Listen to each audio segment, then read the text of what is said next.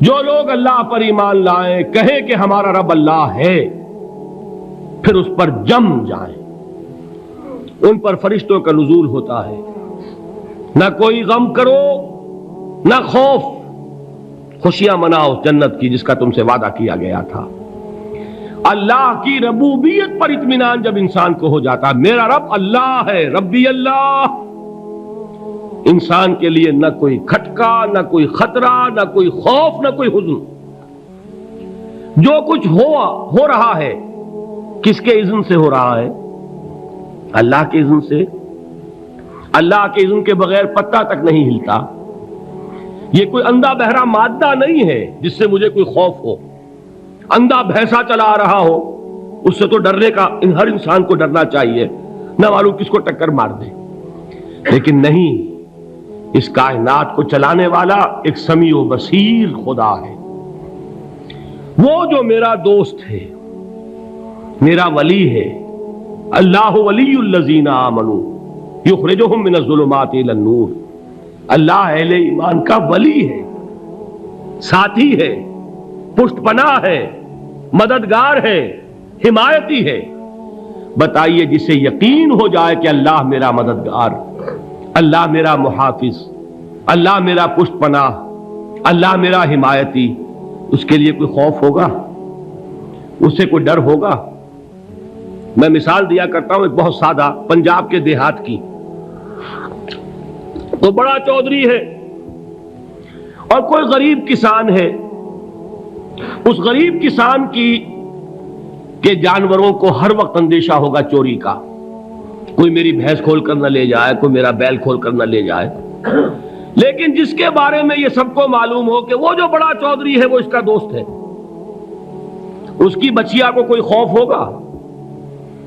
اس کی بھینس پر کوئی ہاتھ ڈالے گا؟ اسے کوئی اندیشہ ہوگا؟ نہیں۔ کیوں؟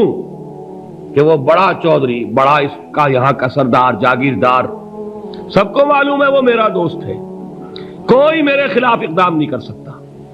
اس دنیا میں یہ چھوٹی سی بات اگر آپ کے دلی اطمینان اور سکون کا باعث بن سکتی ہے تو ذرا تصور کیجئے۔ میں لفظ تصور استعمال کروں گا صرف اس لیے کہ اس کا ہم جس کو کہتے ہیں ادراک اور شعور کر نہیں سکتے، اگر کے ساتھ کر سکتے۔ اگر یقین ہو کہ اللہ میرا مددگار اور یقین ہو کہ اللہ ہر آن میرے ساتھ ہے، پھر کوئی خوف؟ کس کا خوف؟ کوئی شے اللہ سے بالا تر ہے؟ کوئی قوت اس سے زیادہ طاقتور ہے؟ کوئی اس کے ارادے کو بدلنے والا ہے؟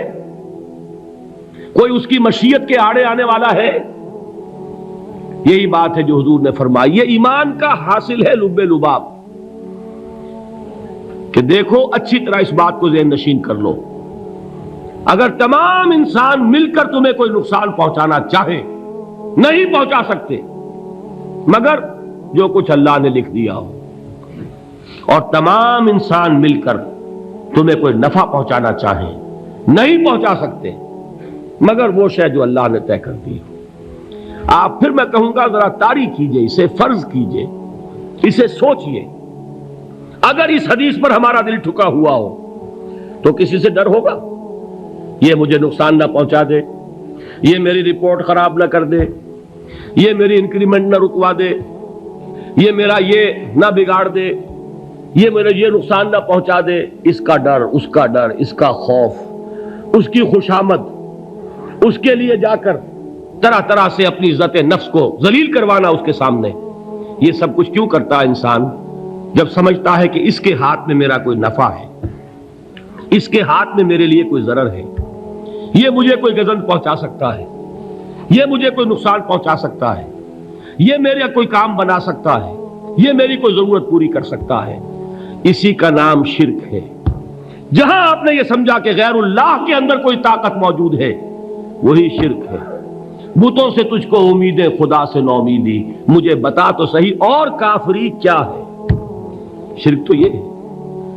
جس پر بھی تمہیں یہ خیال ہے، کلمہ ہے یہ کلمہ سوم، لا حول ولا قوت الا باللہ، ذرا اس پر دل کو کبھی اگر آپ تصور کریں، پھر فرض کریں، دل ٹھک جائے اس پر، کوئی طاقت نہیں۔ یہی بات تھی جو شیخ عبد القادر جیلانی رحمۃ اللہ علیہ نے اپنی وصیت میں اپنے بچے سے کہی. 11ویں دینے والے ہیں، لیکن حضرت شیخ عبد القادر جیلانی کی وصیت اور تعلیمات کو کتنے لوگ ہیں کہ جانتے ہو؟ یہ جن مقامات تک پہنچے ہیں وہ کس چیز کی بدولت پہنچے؟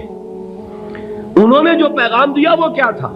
اے میرے بچے، جس طریقے سے قرآن مجید میں حضرت لقمان کی نصیحتیں جو ہے نقل کر دی گئی ہیں، میں یہ عرض کروں گا بالفرض اگر قرآن حضرت عبد القادر جیلانی کے بعد نازل ہوا ہوتا تو شیخ عبد القادر کی یہ نصیحتیں بھی قرآن میں درج ہوتی. اتنی اونچی نصیحتیں ہیں. اے میرے بچے، اس حقیقت کو ذہن نشین کر لے، لا فاعل فی الحقیقت ولا مؤثر الا اللہ. اس کائنات میں نہ کوئی فاعل حقیقی ہے نہ مؤثر حقیقی ہے سوائے اللہ کے. کسی شے میں کوئی تاثیر نہیں اگر اللہ نہ چاہے. آگ جلا نہیں سکتی اگر اللہ نہ چاہے. پانی ڈبو نہیں سکتا اگر اللہ نہ چاہے. زہر ہلاک نہیں کر سکتا اگر اللہ نہ چاہے. کوئی چیز فائدہ نہیں پہنچا سکتی اگر اللہ نہ چاہے. تو در در پہ کیوں سر جھکاتے ہو؟ در در پر کیوں جبیں سائی کرتے ہو؟ سب کے سامنے کیوں ہاتھ پھیلاتے ہو؟ ایک اللہ سے مانگو، ایک اللہ کے سامنے زبین پر اپنی جبین رکھو. لا فاعل فی الحقیقت ولا مؤثر الا اللہ. نظر آتا ہے ہمیں کہ پانی پیاس بجھا دیتا ہے. پیاس بجھانے کی صلاحیت پانی میں نہیں ہے، اللہ کے اذن سے. کھانا بھوک مٹا دیتا ہے، بھوک مٹانے کی صلاحیت کھانے میں نہیں ہے، اذن رب میں ہے. دیکھیے یہی یقین تھا. حضرت موسیٰ علیہ السلام کا واقعہ یاد کیجئے. سامنے سمندر آ گیا ہے، قوم دیکھتی ہے پیچھے کہ گرد و غبار کا طوفان ہے. معلوم ہوا کہ فرعون اپنے لشکر سمیت آ گیا ہے. لشکر جب چلتا تھا تیز رفتاری کے ساتھ تو گرد و غبار کا جو طوفان اٹھتا تھا اس کا تصور کیجیے. اور لمحہ بلمحہ وہ قریب آ رہا ہے. پوری قوم نے کیا کہا؟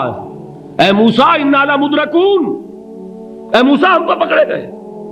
قرآن مجید نے تو یہاں وہ باتیں نہیں لکھی ہیں، لیکن تورات میں یہ درج ہے کہ بنی اسرائیل جھگڑنے لگے، دست و گریبان ہو گئے موسیٰ کے ساتھ. موسیٰ ہمیں یہاں مروایا لا کر، اس سے تو ہم ہی بہتر تھے. وہاں کھانے کو ملتا تھا، زندگی تو تھی، بیگار ہم کر رہے تھے، موت تو نہیں تھی. اب جو کچھ ہوگا اس کا تصور کرو، جس طریقے سے ہمارے ٹکڑے اڑائے جائیں گے. تو لڑ رہے ہیں حضرت موسیٰ علیہ السلام سے. یہ تورات کی تفصیل ہے. قرآن میں صرف اتنا آیا ہے، پریشان ہو کر انہوں نے کہا انا لمدرکون، موسیٰ ہم تو پکڑے گئے. اس وقت موسیٰ کا جواب کیا ہے؟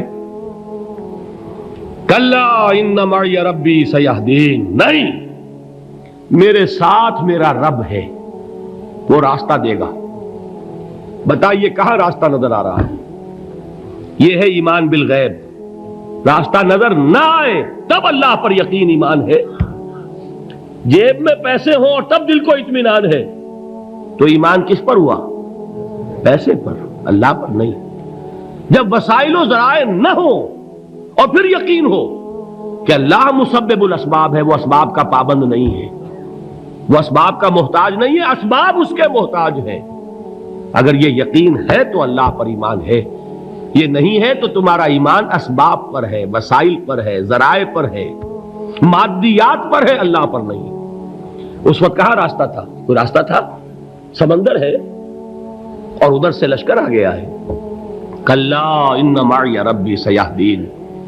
اب دیکھیے ایمان کہہ دینا آسان ہے، ہوا معکم اینما کنتم، جہاں کہیں بھی تم ہوتے ہو اللہ تمہارے ساتھ ہوتا ہے. لیکن اس کا یقین قائم ہو جائے تو زمین و آسمان کا فرق واقع ہو جائے. یہی بات ہوئی حضور کے ساتھ. غار ہے، چھپے ہوئے ہیں محمد الرسول اللہ اور آپ کے وہ یار غار ابو بکر صدیق رضی اللہ تعالی عنہ. اقبال نے حضرت ابو بکر کی شان میں چند اشعار کہے صرف، لیکن واقعہ یہ ہے کہ بھاری بھاری نظموں پر اور قصیدوں پر بھاری ہے. طویل ترین نظمیں اور قصیدے ہوں ان پر بھاری ہے. ہمت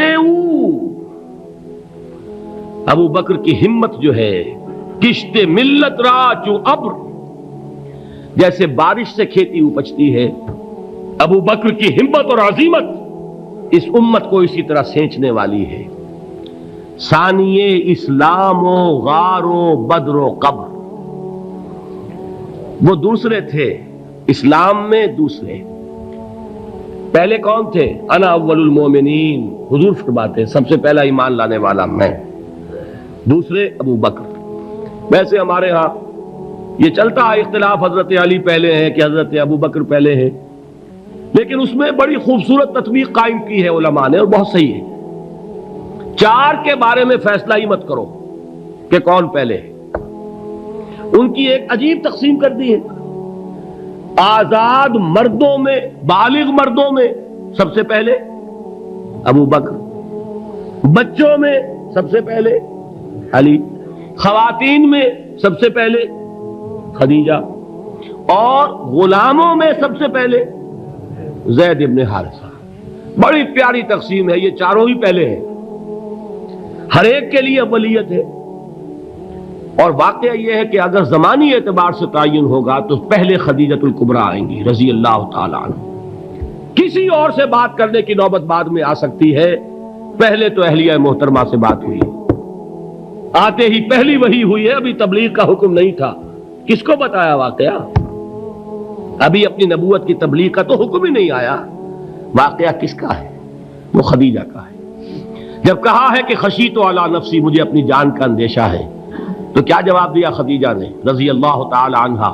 وہ صدیقۃ الکبریٰ ہے، صدیقات جو ہے خواتین ان میں چوٹی پر خدیجۃ الکبریٰ ہے رضی اللہ تعالی عنہا، اور صدیق جو مرد ہیں ان میں صدیق اکبر ہے ابو بکر صدیق رضی اللہ تعالی عنہ، لیکن صدیقات میں چوٹی پر۔ جب حضور نے فرمایا خشیت علی نفسی، کیا فرمایا، کیا عرض کیا، کیسے تسلی دی؟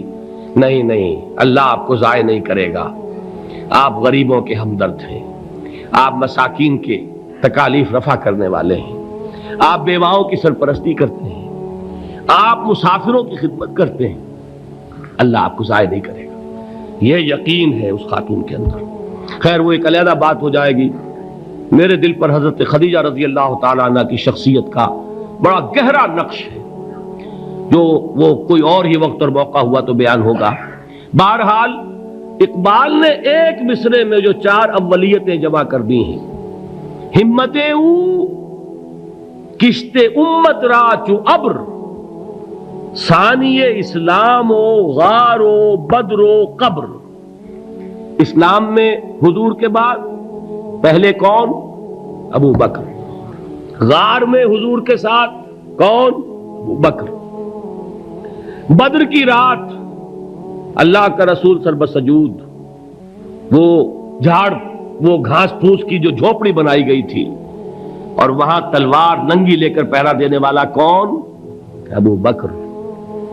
اور اس حجرہ عائشہ میں محمد کے بعد سب سے پہلے دفن ہونے والا کون؟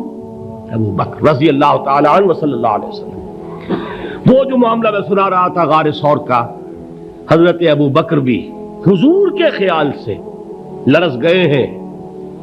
آپ کو یاد ہوگا کہ جا کر پہلے تمام جتنے سوراخ تھے انہیں بند کیا ہے، ایک سوراخ رہ گیا تھا جس کو بند کرنے کے لیے کوئی کپڑا نہیں تھا، وہاں اپنی ایڑی رکھی ہے، تب کہا ہے حضور سے تشریف لائیے، اور اپنے زانو پر حضور کو لٹایا ہے، اور وہاں کسی موذی جانور نے کاٹا ہے، حضور کی آنکھ لگ گئی تھی، اس وقت اس بل کے اندر جو بھی بچھو ہے کیا ہے واللہ عالم، اس نے کاٹا ہے، اس کی تکلیف کی وجہ سے ابو بکر کی آنکھوں سے آنسو ٹپک گئے، حضور کے چہرے مبارک پر پڑے ہیں، تو حضور جاگے ہیں، معاملہ کیا ہے؟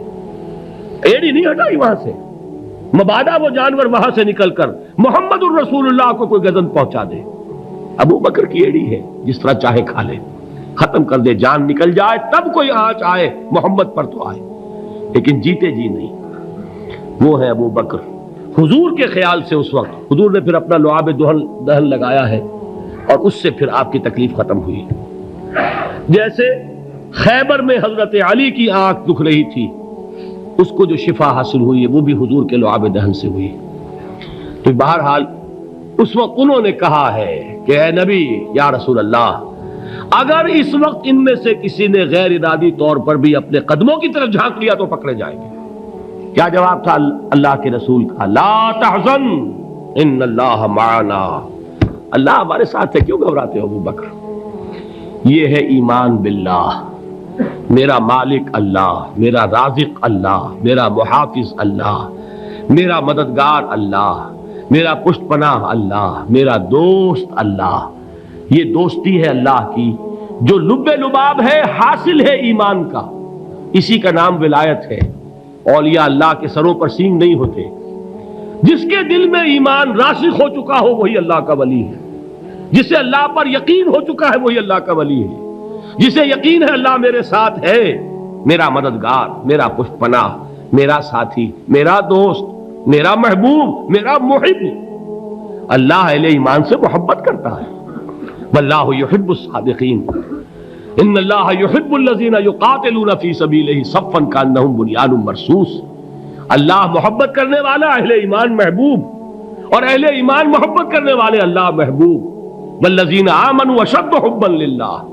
آپ تصور کیجئے جسے یہ رشتہ ایمان یا رشتہ ولایت حاصل ہو جائے، الا ان اولیاء اللہ لا خوف علیہم ولا هم یحزنون، آگاہ ہو جاؤ، اللہ کے دوستوں کے لیے نہ کوئی خوف ہے نہ کوئی حزن ہے۔